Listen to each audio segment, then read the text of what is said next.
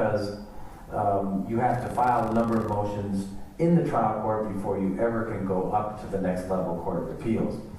And so, because you need a fresh set of eyes, if the trial attorney missed something first time around, and it can certainly happen, it's unlikely that the same attorney would catch the mistake on the appeal.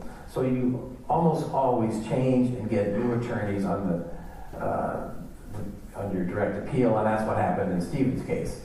But then after his... Who represented him on the direct appeal? He had the state appellate public defender representing him, two very seasoned, very good lawyers, staff attorneys, not hourly paid attorneys like Lynn Kaczynski, who represented Brenda Dassey at the beginning of the case. They did a good job. What issue did they raise?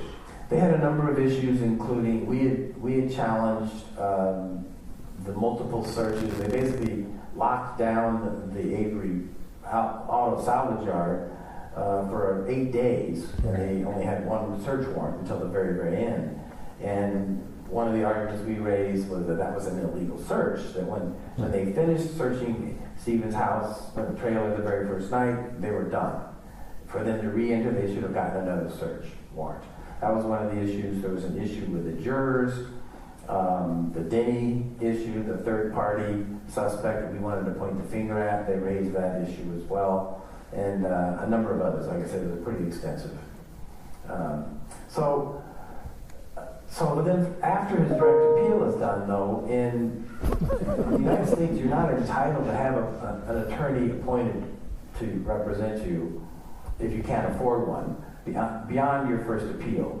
And so he didn't have an attorney for years until he asked Kathleen Zellner about 2 years before Making a Murder came out, and she rejected him initially. Then once the documentary came out, she reconsidered and agreed to take his case on pro bono. So that's why he ended up with Kathleen Zellner. And obviously she's been critical of some of the stuff that you and Jerry either did or didn't do.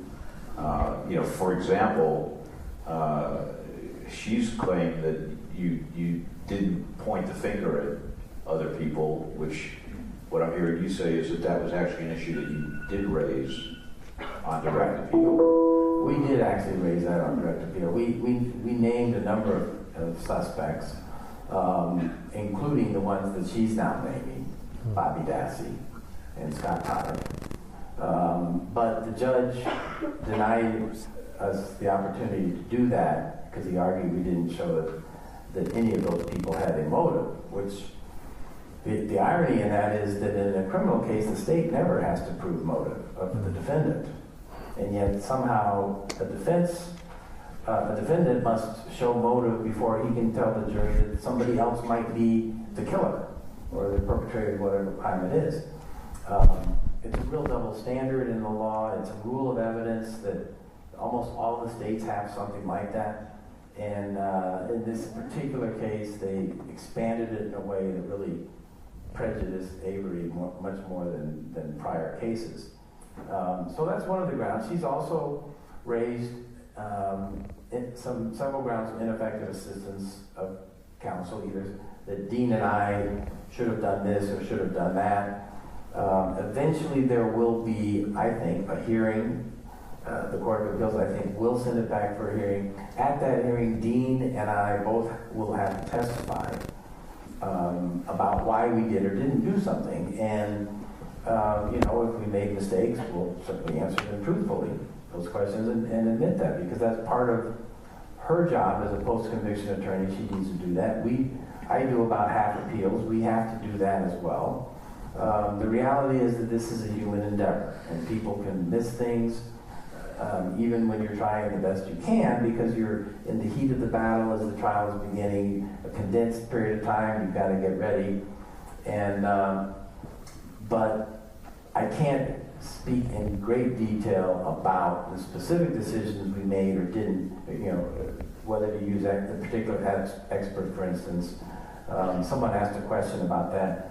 I can't answer those kinds of questions specifically now, because I will almost certainly, I think, be answering it in court. And I certainly don't want to help the state give them a preview of what those answers would be ahead of time, and wouldn't be in Mr. Avery's interest as well. You know, I think one of the things that folks may not recognize is the difference between being a trial lawyer and being a post-conviction lawyer. And so let me just talk about that a little bit, because Jerry is somewhat limited in how specific he can get since these issues are still pending. But I've done both. You know, I've been a trial lawyer my whole life. I've also done post-conviction work. And the difference is when you're a trial lawyer, things are coming at you sort of fast and furious. You don't necessarily know what the prosecution is going to do. You know, for example, in the staircase, we kept trying to get the prosecutor to say whether he was going to get into the Germany stuff or not, and he wouldn't even tell us. And then the judge wouldn't rule on whether it was admissible or not. So, you know, we're sort of sitting there not knowing exactly what evidence is going to come in. That's not uncommon at all. Whereas if you're doing post-conviction work, which is what Ms. Illner is doing, she's got the whole transcript. I don't know how many pages your transcript was, but I'm assuming it was thousands. So basically, you know, when I'm sitting there with a post-conviction case, I've got what every single witness has said. I've got what every argument the DA has made sitting there right in front of me. There's no guesswork. And so what I'm doing, and I think, you know, what she's doing, is trying to poke holes. And you don't necessarily need a consistent theory when you're doing that, because judges understand that you can say, well, this person did it, but if that person didn't do it, this other person did it. And you can point to 2 or 3 or 4 potential suspects. You can't really do that as a trial lawyer because you don't have any credibility. You know, you've got to pick one and pick your best one and go for it, because juries are not going to be terribly impressed if what you're saying, well, we think Bobby Dassey did it, but if you don't agree with that, then it's really, you know, her old boyfriend. And if you don't really believe that, then maybe this guy she met on the road, you know, they just don't have any credibility. So it's a really, really different process. And I, you know, from my perspective, and yeah, I've known Jerry a long time. I don't know Dean at all. But it strikes me, at least, as a little bit unfair. I've made ineffective assistance claims. I will just tell you that there is no way on God's green earth that this ineffective assistance claim will ever succeed. All right? It is, in my judgment, a frivolous claim, because they did everything that a trial lawyer could possibly do. It's not to say they didn't make mistakes. You know, I don't know what mistakes they made, but that's not the issue. You know, when you're alleging ineffective assistance, you have to allege that the person fell below the minimally competent standards of defense lawyers. No one's entitled to a perfect trial. They're entitled to a fair trial. So, you know, from my perspective at least, if you want to attack Ken Kratz, go at it. You know, if you want to attack the police and how they conduct their investigation, go at it. You want to attack the Brady violations, the fact that computer stuff wasn't turned over to these guys so that they could use that to point the finger at Bobby Dassey. Those are all really valid claims. My own personal feeling is that the ineffective assistance claim is really not terribly meritorious and not terribly fair. That's just my judgment. But the reality here is that what matters is what gets Stephen Avery a new trial. And if it takes an ineffective assistance of counsel, I'm fine with that, because he did not get a fair trial, in my opinion, never got justice, and needs in some way or another to get that. I do think, without, I don't want to leave people with the impression that he's, by what you said, it says if ineffective assistance doesn't work, he has no chance. No. I think it's the weakest claim. I think there's some very strong claims. I think that Brady claim is really strong. And statistically, that is the the single biggest chance people have in getting a new trial is when it's been shown that the state withheld exculpatory evidence pointing to the defendant's innocence. And if in fact she gets a hearing on that and can establish all of that, then he still has a very good chance, I think. And Jerry gets uncomfortable when I say too much about that, so I didn't mean to make you uncomfortable. That's all right. That's okay. By the way, you said that we've known each other a long time. I don't know if people know the connection. Now you're going to reveal how old I am? David was actually one of my very young clinical law professors at the University of North Carolina, Chapel Hill, and he actually helped teach me what it was like to be in court. We represented real clients, had to think on our feet, and all the basic skills that you later have to polish.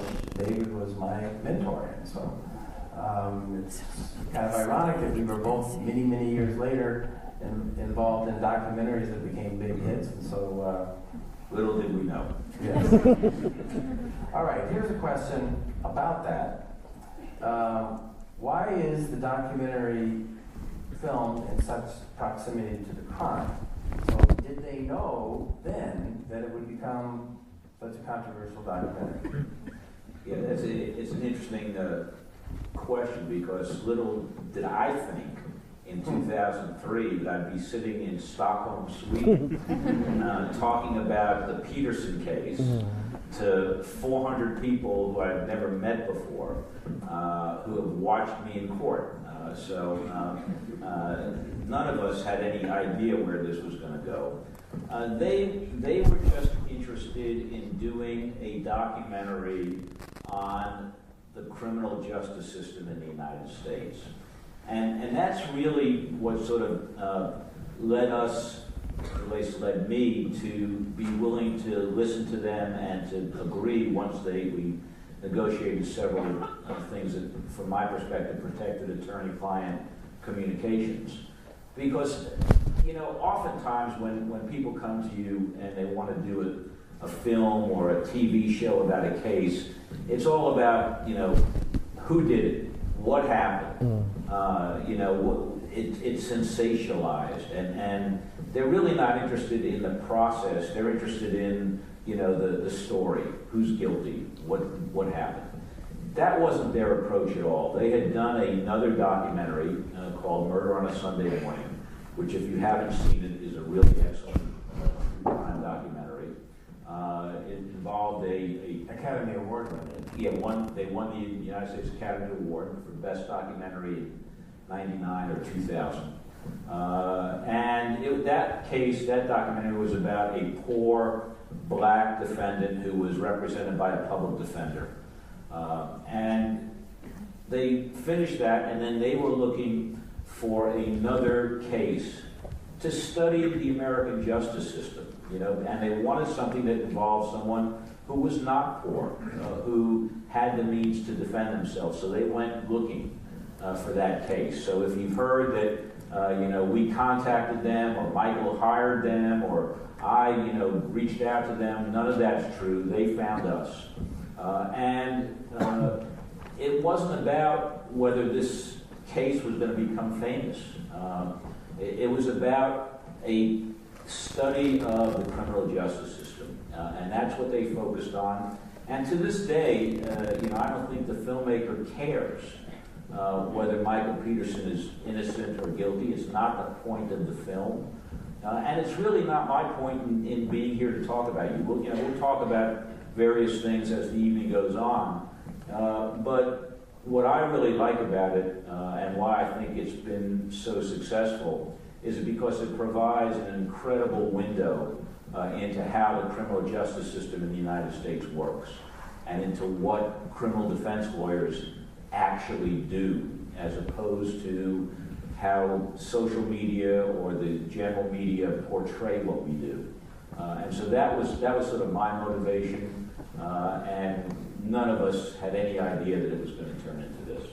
You know, it's interesting, and that might be another, I mean, it's a link between these two documentaries. It might be one reason they're both so successful and popular is the filmmakers for Making a Murder, they were not Academy Award-winning filmmakers at the time. They were graduate students in film from New York University, and they decided to do this documentary for the similar reasons. They saw an article on the front page of the New York Times about this very unusual case of a gentleman in Wisconsin who had been wrongly convicted, spent 18 years in prison, was exonerated by DNA, and then gets out and 2 years later is charged with the murder of a 25-year-old photographer. And they thought, you know, in that interim, while he was out, there had been a number of reforms of the criminal justice system in Wisconsin. What went wrong that first time? Why was Avery wrongly convicted? And they thought, you know, this would be a really interesting, almost social justice study to see how the system, quote unquote, reformed, applies to him now. Here he is finding himself back in the system. Has it gotten any better or not? And that was really their interest in coming there. When they came there, they did not know that there was going to be anything about conflict of interest with biased Manitowoc County Sheriff's Department investigators crawling all over the place, finding all of the property. At that point, the public was being told that they had stepped aside and that the case was being investigated by somebody else. Only after they got there and they discovered that, they discovered all these other developments like the magic key that's found on the seventh entry of his residence that nobody else could see in plain view on the floor. And so the case just developed all these really interesting twists and turns that they had no idea ahead of time it would. Well, and indeed, obviously in the staircase, it goes on for 15 years. And you can see Michael age, you can see the impact that prison can have on somebody. I mean, it was really shocking to me when I saw him in 2011, because I hadn't seen him in a couple of years. We had been talking on the phone and we had been corresponding, but I had moved and I hadn't seen him. And when I first saw him, it was a real shock, as I'm sure it was to some of you when you saw him in that documentary. So I think that, again, that's part of what makes this all so interesting, is that these cases are not, they're not over really quickly, and there's all these twists and turns that no one could anticipate, and no one did anticipate.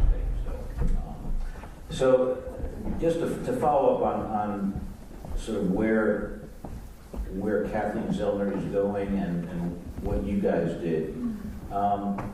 To what extent, this is another question we've had, to what extent did time or financial resources impact your ability to defend